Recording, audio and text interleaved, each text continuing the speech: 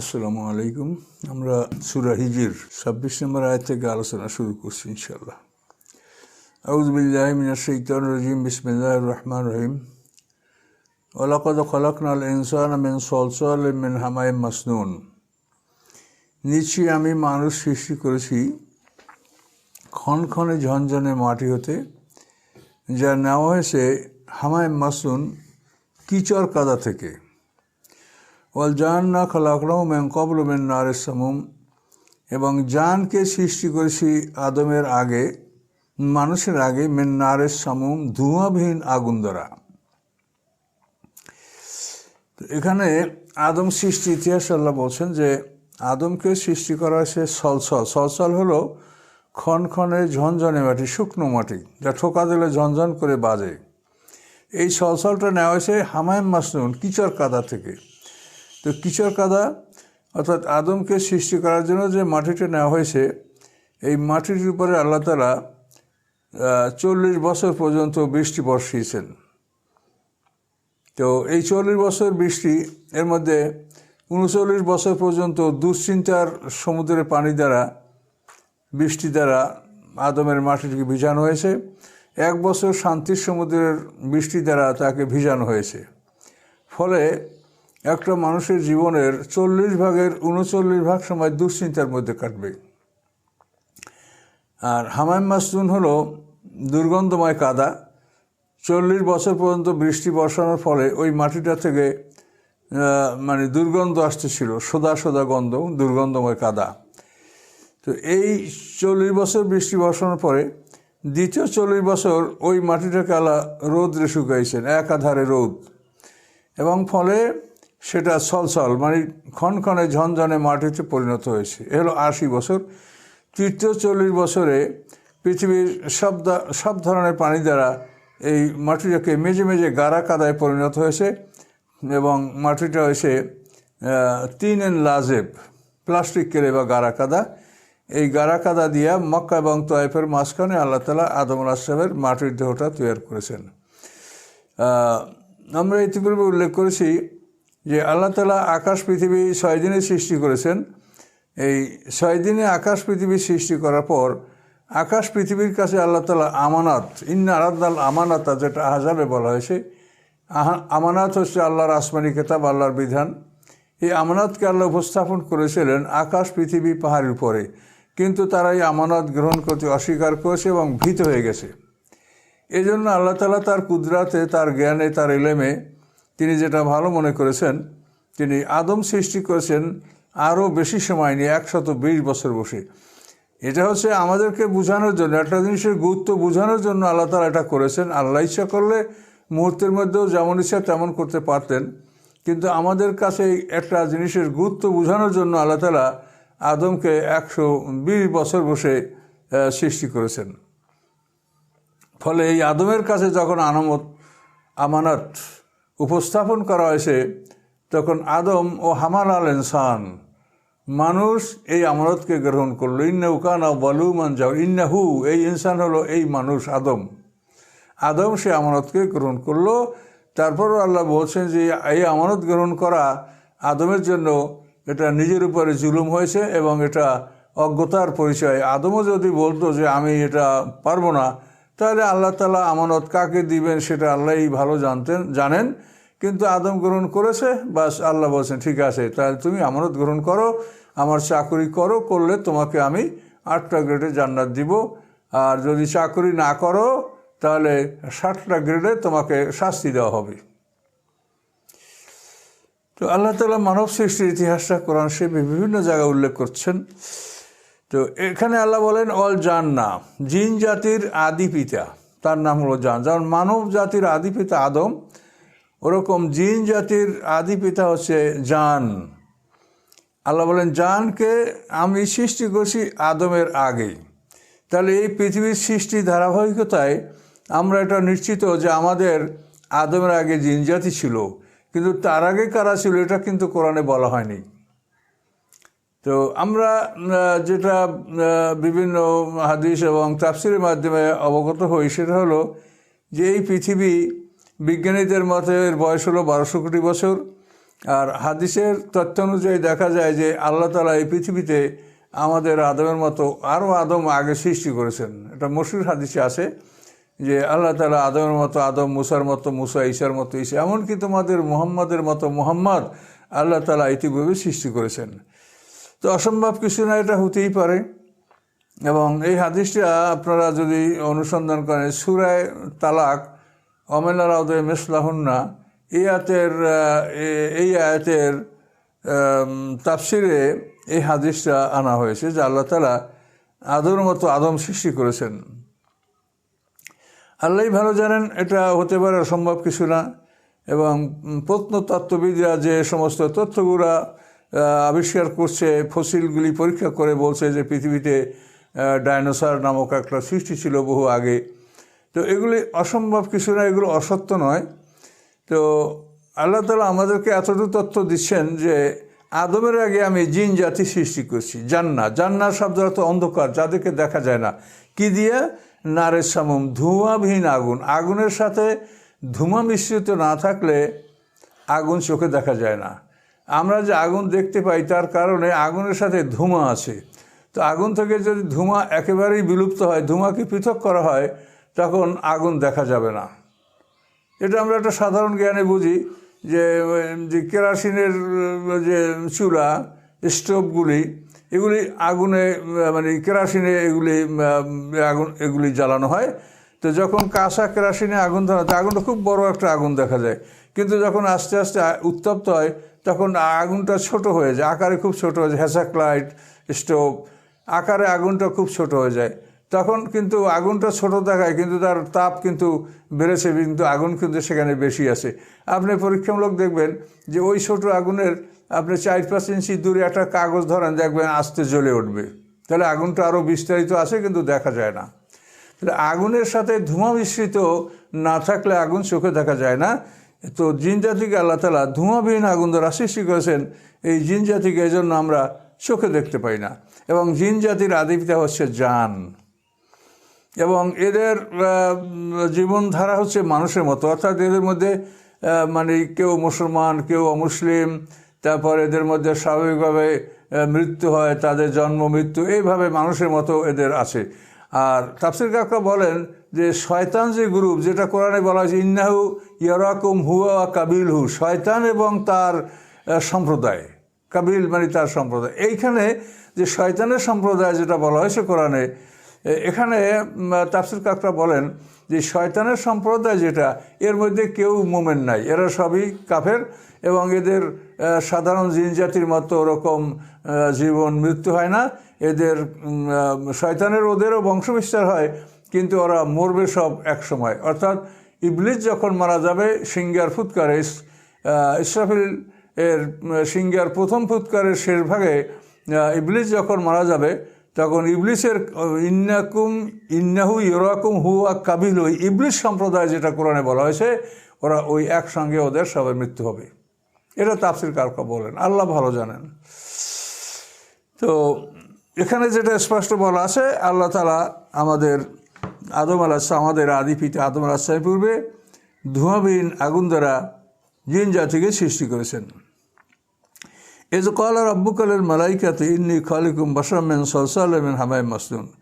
স্মরণীয় ঘটনা, যখন আপনার রব ফেরেশতাদেরকে বললেন, নিশ্চয়ই আমি সৃষ্টি করতে যাচ্ছি মানুষ মিন সালসালিম মিন হামাইম মাসনুন, যাকে সৃষ্টি করার উপাদানটা খনখনে মাটির থেকে নেওয়া হয়েছে, এবং খনখনে মাটিটা কিচর কাদার থেকে নেওয়া হয়েছে। মানে প্রথমে ওই মাটিটার উপরে বৃষ্টি বর্ষণের পরে হামাইম মাসনুন, ওর থেকে আবার ওটাকে রৌদ্রে শুয়ে সলসল করা হয়েছে। ফায়জা সাব্বাইতু, আল্লাহ বলেন যখন আমি তাকে ঠিকঠাক করে পূর্ণাঙ্গ ঠিকঠাক করে আমি ওকে যখন নির্মাণ করলাম, বানালাম, ও নাফাকতু ফিহি মির রূহি, এবং আমার পক্ষ থেকে তার মধ্যে আমি রূহ ফুঁকি দিলাম, ফাকাউ লাহু সাজিদিন, তখন ফেরেশতারা সবাই তার উদ্দেশ্যে সেজদায় মাথা মস্তিষ্ক মাটিতে রাখলো। ফাকাউ লাহু সাজিদিন, তারা সবাই আদমের উদ্দেশ্যে সেজদায় লুটিয়ে পড়ল। এই সেজদাটা ইনহিনা আনিল কিয়াম অথবা মানে দাঁড়ানো অবস্থা থেকে ঝুঁকে পড়া অথবা মাটিতে সেজদা দেওয়া, যে কোনো সেজদা, এই সেজদা হলো সম্মানজনক সেজদা। এটা আল্লাহর ইবাদত নয়, এটা সম্মানজনক সেজদা। এভাবে আল্লাহ তাআলা আদেশ করেছেন, ফেরেশতারা আদম আলাইহিস সালামকে সেজদা করেছেন। তো এই নাফাকতু ফিহি মির রূহি, তো তাফসীর কাকরা বলেন যে আল্লাহ তাআলা আদম আলাইহিস সালামকে 120 বছর বসে মক্কা এবং তয়েফের মাঝখানে দোহনা নামী জায়গায় আল্লাহ তাআলা আদম আলাইহিস সালামের মাটির দেহ প্রস্তুত করেন এবং পায়ের দিক থেকে রুহু ফুঁকে দেন। রুহের কোনো ব্যাখ্যা আমরা জানি না। যে শক্তির জন্য একটা প্রাণী বেঁচে থাকে, এটা রুহ, এর ব্যাখ্যা আমাদের কাছে নাই। আল্লাহ বলেন, আমি আমার পক্ষ থেকে রুহ ফুঁকে দিলাম। তারপরে আদম আলাইহিস সালাম জীবিত মানুষই পরিণত হলেন। তারপর তাকে জ্ঞান দান করা হলো, যেটা সূরা বাকারায় বিস্তারিত বলা হয়েছে। জ্ঞান দান করার পরে ফেরেশতাকে সেজদার আদেশ দেওয়া হলো। ফাকাউ লাহু সাজিদিন, সমস্ত ফেরেশতারা আদম আলাইহিস সালামকে সেজদা করলেন।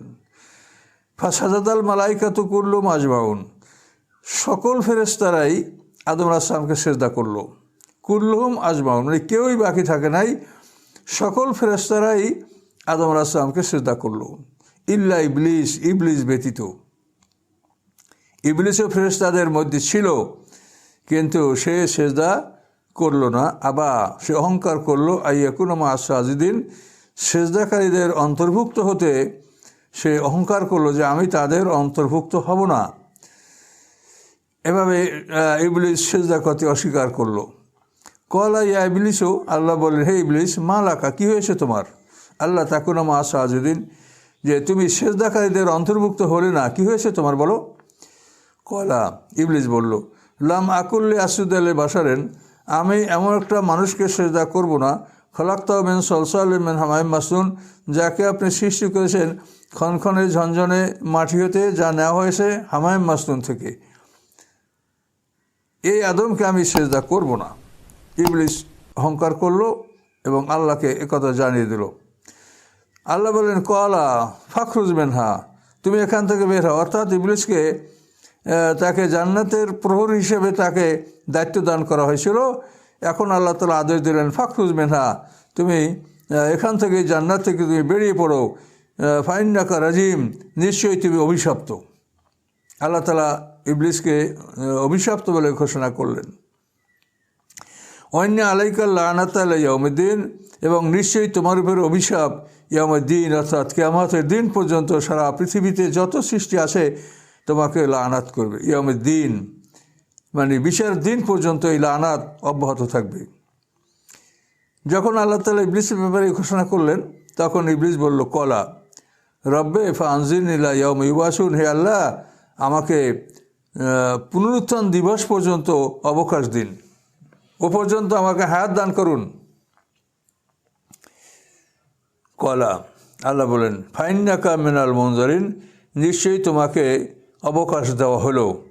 ইলা ইয়াউমিল ওয়াক্তিল মালুম, নির্ধারিত দিনের সময় পর্যন্ত, নির্ধারিত দিনের একটা সময় পর্যন্ত তোমাকে এই অবকাশ দেওয়া হলো। অর্থাৎ ও চেয়েছিল পুনরুত্থান পর্যন্ত। আল্লাহ বলেন না, পুনরুত্থান না, ইসরাফিলের সিংহার প্রথম ফুৎকার পর্যন্ত তোমাকে অবকাশ দেওয়া হলো, তোমাকে মৃত্যুর স্বাদ গ্রহণ করতে হবে।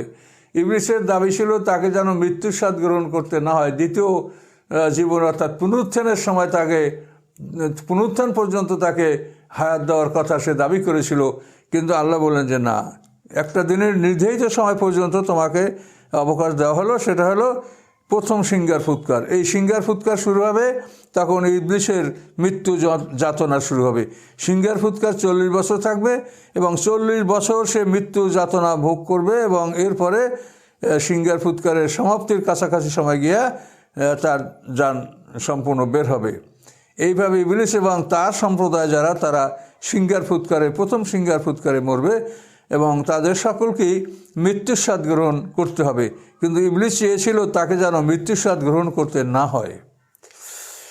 তো সম্মানিত শুধু এই কথাটা কোরআনে আল্লাহ বিভিন্ন জায়গায় উল্লেখ করেছেন। ইবলিস একথাই বলেছে যে আদমের কারণে আপনি আমাকে বিপদগামী করলেন, আমাকে অবকাশ দেন, অবকাশ দিলে আমি তার সন্তানকে আমি সবাইকে নিয়ে জাহান্নাম ভরে দেব। এভাবে ইবলিস চ্যালেঞ্জ করেছিল। তো আল্লাহ তাআলা ইবলিসের জন্য প্রথম সিঙ্গার ফুৎকার পর্যন্ত সময় দান করেছেন, এ পর্যন্ত তার মৃত্যু হবে না। কয়লা রব্বে, ইবলিস বলল, হে আমার রব, বেমা আগওয়াইতানি, মানে যে কারণে আপনি আমাকে বিপদগামী করলেন, অর্থাৎ কারণটা আদমকে আমি সিজদা করি নাই, এটাই কারণ, যে কারণে আপনি আমাকে বিপদগামী করলেন। লা উযায়্যিনান্না লাহুম ফিল আরদি, আমি তাদের জন্য পৃথিবীকে সব কিছু সুসজ্জিত করব, পৃথিবীর সমস্ত বিষয়গুলি আমি তাদের জন্য সুশোভিত করে সুন্দর করে সাজিয়ে রাখব, এবং লা উগবিয়ান্নাহুম আজমাইন, এবং তাদের সবাইকে আমি বিপদগামী করব।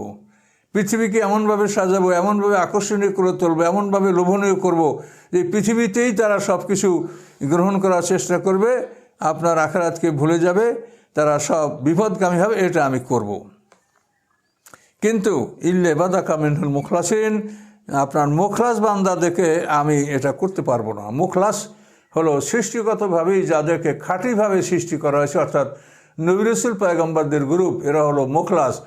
আর নবী রাসূল ছাড়া যারা মেহনত করে আল্লাহর আদেশ নিষেধ পালন করে যারা খাঁটি বান্দা হয় তাদেরকে বলে মুখলেস। তো এই মুখলেস যারা, তাদের উপরে শয়তানের আক্রমণটা চলে, আর নবী রাসূলদের উপরে চলে না। ওর নবী রাসূলদের কাছে শয়তান অগ্রসর হলেও আল্লাহ তাআলা সেটা করতে দেন না, আল্লাহ তাআলা এটা ফিরিয়ে রাখেন।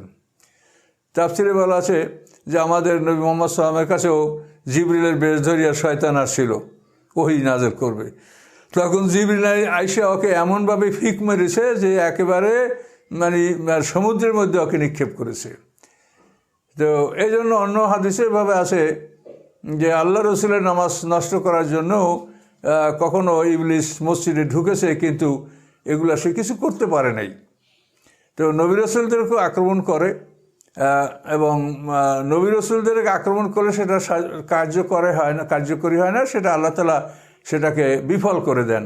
কিন্তু নবী রাসূল ছাড়া সকল মানুষের উপরেই শয়তানের প্রভাব, শয়তানের কার্যকারিতা, শয়তানের যেটা মানে ওয়াসওয়াসা, এটা বাস্তবায়িত হয়। এজন্য আমাদের সবসময় এর জন্য যে প্রতিরক্ষা ব্যবস্থা, সেটা হলো সার্বক্ষণিকভাবে আল্লাহর জিকির। আমাদের জবানে অন্তরে আল্লাহর স্মরণ থাকবে, অন্তরে মুখে থাকবে আল্লাহর জিকির। তো এই প্রোটেকশন যদি আমরা নিতে পারি, তাহলে আমাদেরকে শয়তান ক্ষতিগ্রস্ত করতে পারবে না। তো শয়তানের চ্যালেঞ্জটা মারাত্মক। সে বলল যে আমি আপনার সকল বান্দাকেই বিপদগামী করব, একমাত্র আল্লাহর মুখলাস বান্দা ছাড়া, অর্থাৎ নবী রাসূল পয়গম্বর ছাড়া আমি সবাইকে বিপদগামী করব। আল্লাহ বলেন, ক্বালা হাযা সিরাতুন আলাইয়া মুস্তাকিম, এটাই হচ্ছে আমার উপরে সরল পথ। যে এই নবী রাসূলদের যে পথ, এইটাই হলো আমার কাছে চলে আসার জন্য সোজা রাস্তা। এই রাস্তা যারা অবলম্বন করবে তারা জয়যুক্ত হবে। কাজে এটাই হচ্ছে আমার পথ, যে আমার নবী রাসূলকে তো বিপদগামী করতে পারবে না। তো নবী রাসূলরা সঠিক পথ, তারা পথে প্রতিষ্ঠিত থাকবেন, এবং তারা এই পথে বান্দাদেরকে ডাকবে, এবং এই রাস্তাটাই হলো সিরাতাল মুস্তাকিম, নবী রাসূলদের আহ্বান, নবী রাসূলদের রাস্তাটা বাতান মানুষকে, এটাই সিরাতাল মুস্তাকিম। ইন্নে ইবাদি লাইসা লাকা আলাইহিম সুলতান। এখন প্রথমে তো নবী রাসূলদেরকে আক্রমণ করতে পারে শয়তান নিজেই এটা স্বীকার করলো, কিন্তু পরবর্তীতে আল্লাহ বললেন ইন্নে ইবাদি, এখানে আল্লাহ কিন্তু আমাদেরকে অন্তর্ভুক্ত করেছেন। ইন্নে ইবাদি লাইসা লাকা আলাইহিম সুলতান, নিশ্চয়ই যারা আমার গোলাম হবে, আমার বান্দা হবে, তোমার তাদের উপরে কোনো প্রভাব চলবে না, তোমার ক্ষমতা তাদের উপরে চলবে না। হ্যাঁ, ক্ষমতা চলবে কাদের উপরে? ইল্লা মানিত্তাবাকা মিনহুল গাবিন, যে সমস্ত বিপদগামীরা, পথভ্রষ্টরা তোমাকে অনুসরণ করবে, কেবল তাদের উপরেই তোমার কর্তৃত্ব চলবে, কিন্তু যারা আমার বান্দা তাদের উপরে তোমার কর্তৃত্ব চলবে না। তো এখানে আমরা নবী রাসূলদেরকে আল্লাহ মুখলাসিন বলে পৃথক করে উল্লেখ করেছেন, এবং পরবর্তী আয়াতে আল্লাহ আমাদের কথাও বলেছেন যে আল্লাহর বান্দা যারা, আমরা যারা আল্লাহকে রব বলে স্বীকার করছি, লা ইলাহা ইল্লাল্লাহ বলেছি, আমরা আল্লাহর গোলামি দপ্তরে আমরা নাম লিখিয়েছি যারা, এবং আমরা যদি নবী রাসূলদের বিধান আদেশ মেনে, কোরআনের আদেশ মেনে আমরা চলি, তাহলে এখানে আল্লাহ বললেন যে আমার মুখলা ইন্না ইবাদি, নিশ্চয়ই আমার যারা বান্দা হবে তাদের উপরে তোমার কোনো প্রভাব চলবে না। লাইসা আলাইহিম সুলতান, হ্যাঁ, তোমার প্রভাব চলবে কোথায়? মানিত্তাবাল গাবিন, যারা বিপদগামী, যারা ভ্রষ্ট, যারা তোমাকে অনুসরণ করে, তাদের উপরে তোমার প্রভাব প্রতিপত্তি চলবে, আমার বান্দাদের উপরে তোমার প্রভাব প্রতিপত্তি চলবে না। তাহলে ইনশাল্লাহ আমাদেরকেও আল্লাহ হেফাজত করবেন, এই হেফাজতের প্রতিশ্রুতি আল্লাহ দিয়েছেন। কিন্তু আল্লাহ শর্ত করেছেন যে ওমাই ইয়াশু আন যিকরির রহমানে নুকাইয়্যিদ লাহু শাইতান ফাহুয়া লাহু কারিন। আল্লাহ বলছেন আমার স্মরণ থেকে বিমুখ হলে তার উপরে আমি শয়তান চাপিয়ে দেবো এবং শয়তান তার সাথী হয়ে শয়তান তাকে পরিচালনা করবে। কাজেই আল্লাহর বান্দা আমরা হেফাজতে থাকবো, কিন্তু আল্লাহ শর্ত রেখেছেন যে আল্লাহর স্মরণে সর্বদাই নিমজ্জিত থাকতে হবে।